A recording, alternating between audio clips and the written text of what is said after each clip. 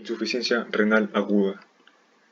La insuficiencia es la pérdida de la capacidad de la actividad renal con sus diferentes funciones, tanto la excretora como la endocrina, entre las que se puede enumerar a la retención de sustancias nitrogenadas del producto de desecho de catabolismo proteico como la urea y la creatinina. Además, sus otras funciones como la de regular el equilibrio ácido-base, el agua corporal, los electrolitos, el metabolismo, la presión arterial y la síntesis de eritropoyetina. Esta puede ser clasificada de acuerdo a sus características clínicas, además del tiempo y la velocidad en la que se desarrolle. Está la insuficiencia renal aguda, la insuficiencia renal rápidamente progresiva y la insuficiencia renal crónica.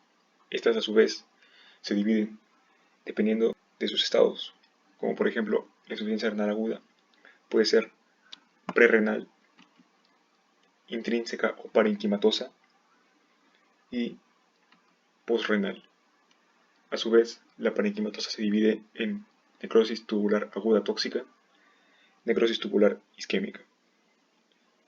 Por parte de la insuficiencia renal rápidamente progresiva, los subtipos clásicos son la glomerulonefritis rápidamente progresiva, la nefritis túbulo-intersticial aguda y las lesiones vasculares. La insuficiencia renal crónica tiene estadios que van del 1 al 5. El estadio 1, estadio 2, estadio 3, estadio 4 y estadio 5. La insuficiencia renal aguda es el deterioro agudo que va de horas a días y puede ser reversible.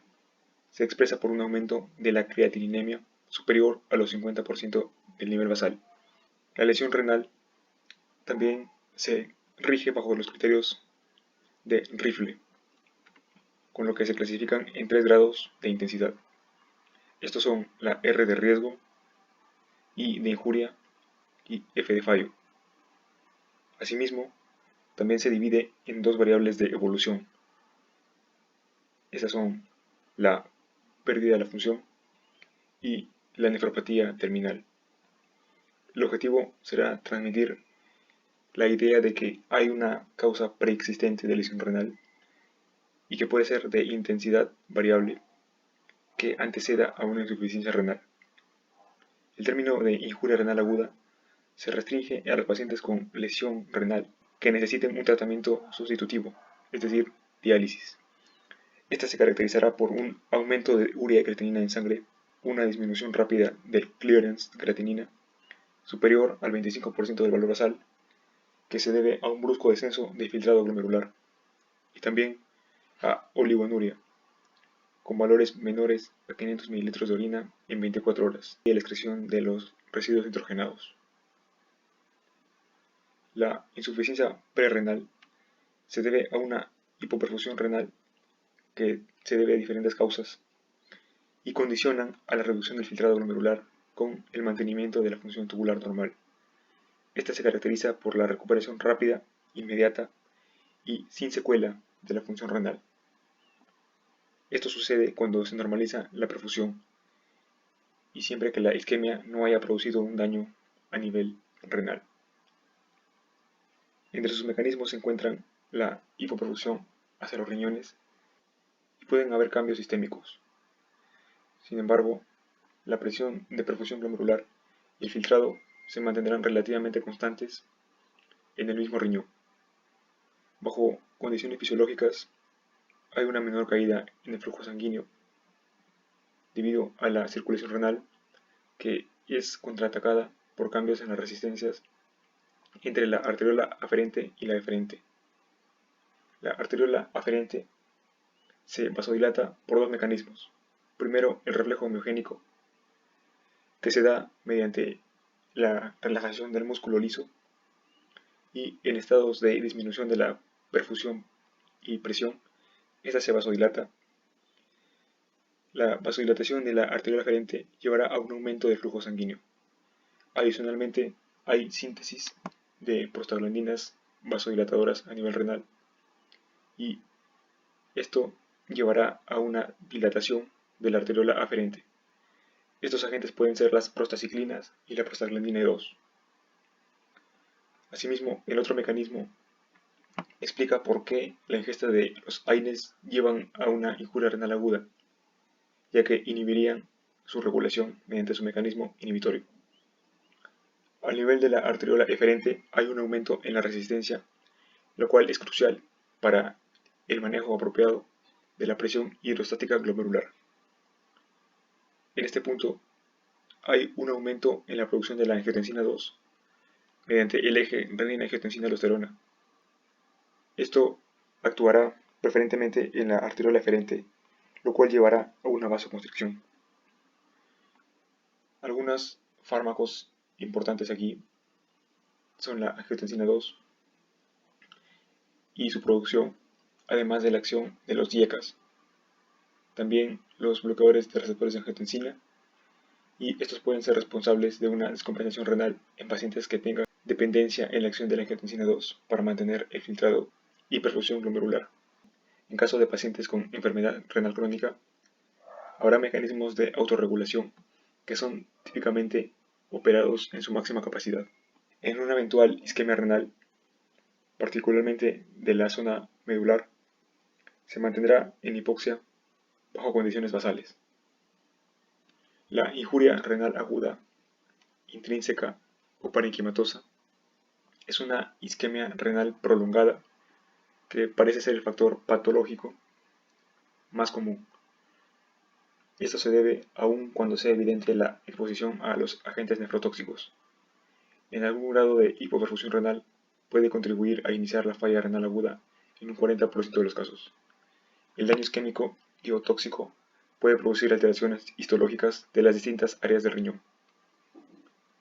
La lesión tubular incluye a la falla renal aguda, donde se instala rápidamente llamándose necrosis tubular aguda. Esta se describe como la lesión de las células tubulares como un resultado a una agresión isquémica o tóxica. La necrosis tubular aguda es la principal causa de insuficiencia renal aguda parenquimatosa en aproximadamente un 85% de los casos. Aquí se reconocen dos tipos de acuerdo a su agente etiológico. En el caso de la necrosis tubular aguda tóxica, los tóxicos exógenos van a ser responsables de ellos. Los agentes tóxicos serán responsables con más frecuencia que los endógenos.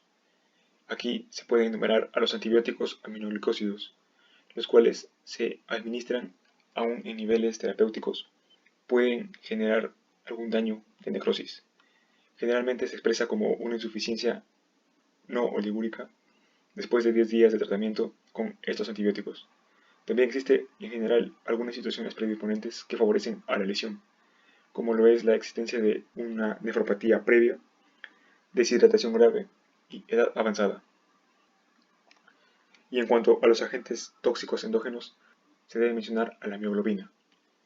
Esta generará mioglobinuria, que va a ser secundaria a la rhabdomiólisis, en casos de traumatismos, toxicidad por estatinas, cocaína, entre otros. Puede producir necrosis tubular aguda a través de un daño tubular directo y también por obstrucción tubular distal debido a la precipitación de cilindros pigmentados. La hemólisis intravascular en reacciones transfusionales como en anemias hemolíticas puede causar necrosis tubular aguda. Una hiperuricemia aguda debido a lisis tumoral secundaria a un tratamiento quimioterápico o enfermedades linfoproliferativas. También pueden provocar obstrucción intratubular con cristales de ácido úrico y producir necrosis tubular aguda. Este tipo de cuadros coinciden con uricemias mayores a 17 mg por decilitro y en el sedimento urinario se puede mostrar importante cristaluria de ácido úrico. Por otro lado, las paraproteínas en la proteinuria de Benz-Jones se producen en células plasmáticas. Por otro lado, la necrosis tubular aguda isquémica es el daño renal que se desarrolla por las mismas causas que originan a la prerrenal cuando la hipoperfusión renal es grave y se mantiene el tiempo suficiente para producir las lesiones que llevan a una necrosis tubular aguda. La fisiopatología que explica este descenso en el filtrado glomerular durante la necrosis tubular aguda isquémica puede ser por muchos factores. Dado que la isquemia produce lesión renal hipóxica, afecta a las células endoteliales que están vasoconstreñidas intrarrenalmente. mientras que la lesión de las células tubulares producirá una obstrucción de la luz tubular con un aumento de la presión intraluminal y la filtración del fluido tubular hacia los capilares peritubulares. La consecuencia será un edema intersticial que agravará la disminución del flujo sanguíneo, empeorando el isquemia. Esto también aumentará la presión intraluminal, la presión en el espacio de Bowman, y originará una disminución de la presión en el filtrado glomerular, que subyace la caída del filtrado glomerular. La lesión intersticial vascular y glomerular también compromete a una nefritis túbulo-intersticial aguda.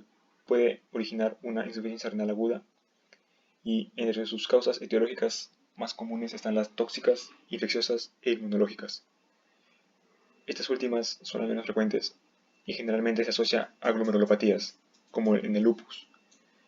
La etiología vascular que produce la insuficiencia renal aguda pueden ser la hipertensión maligna, vasculitis, crisis renal esclerodérmica, microangiopatías, entre otras. A nivel histológico, la necrosis tubular aguda se ve una afectación predominante en el segmento recto del túbulo proximal. También se ve una afectación en el asa gruesa de Henle ascendente, en su porción medular y con una distribución focal. Se caracteriza también por un afinamiento difuso del ribete en el cepillo de las células tubulares. Esto se asocia con áreas de pérdida de células del epitelio tubular. Existe también disparidad entre la histología y la respuesta fisiopatológica, debido a que a veces lesiones de aspecto leve se contrastan con una marcada y sostenida disminución de la filtración glomerular. La insuficiencia renal aguda posrenal u obstructiva es la etiología menos frecuente. En este caso se presenta cuando hay una obstrucción de la vía urinaria y afecta el flujo de orina de ambos riñones o de un único riñón, que es el funcionante. Las causas de obstrucción urinaria varían según la edad y el género. Como por ejemplo, la obstrucción ureteral se puede deber a una estenosis ureteral o una valva de uretra posterior. La obstrucción del cuello vesical se puede deber a una hipertrofia prostática, carcinoma de vejiga, y puede ser funcional por una vejiga neurogénica. Por obstrucción ureteral bilateral, esta puede ser intrauteral o extraureteral. En la intraureteral se debe a coágulos, a cálculos, edema y papilitis necrotizante. En tanto, la extraureteral se debe a tumores, ya sea en el cuello uterino, a nivel de próstata y endometriosis. También se debe a fibrosis periureteral y estenosis pieloureteral. En algunos casos se da por ligadura accidental del uréter en la cirugía pelviana. Puede deberse también a abscesos y hematomas pelvianos, además de ascitis y embarazo. En los hombres jóvenes es más común la obstrucción por litiasis, mientras que en los mayores prevalecerá la que es el agrandamiento benigno o maligno de la próstata. En cuanto a las mujeres, la patología ginecológica neoplásica será la responsable de la mayoría de los casos. En la insuficiencia renal aguda posrenal, que se debe a la obstrucción en el flujo urinario, llevará a un aumento intertubular de la presión hidrostática que interfiere con la filtración glomerular. Las obstrucciones ocurren a nivel de la pelvis renal, uréteres, y también afectan a los riñones simultáneamente, lo que llevará a una injuria renal aguda en adultos jóvenes, a menos que solo sea uno el riñón funcional. Las causas de las obstrucciones del tracto superior pueden ser intraluminales, como los cálculos o los coágulos, y transmural secundaria a una invasión neoplásica. Puede ser también extrínseca, debido a una compresión por la fibrosis retroperitoneal, alguna neoplasia o un absceso. Entre las manifestaciones más importantes están, durante el examen físico, encontrar signos de deshidratación, como la piel y las mucosas secas. El signo del pliegue positivo e hipotensión arterial ortostática se manifestarán en la insuficiencia renal aguda prerrenal, mientras que los signos de sobrehidratación, como el edema periférico con signo de fobia, además de un edema corneano, y la sobrecarga cardíaca con estertores crepitantes a nivel pulmonar, ingurgitación yugular, tercer ruido e hipertensión arterial, posiblemente con ascitis y hepatomegalia, harán sospechas de insuficiencia renal aguda intrínseca o parenquimatosa. La sobrehidratación por exceso de agua corporal se puede acompañar a la insuficiencia renal aguda oligúrica, que se expresa con signos y síntomas ya referidos anteriormente. Una ganancia de agua en relación con el sodio es la causa de hiponatremia, que en casos acentuados contribuirá junto con la uremia a las manifestaciones de convulsiones. Puede haber también acidosis metabólica. Esta se debe a la disminución de la acidez titulable y de la acidificación renal, lo que generará una acidosis metabólica con elevación de la brecha aniónica y se manifestará clínicamente por la respiración de Kussmaul.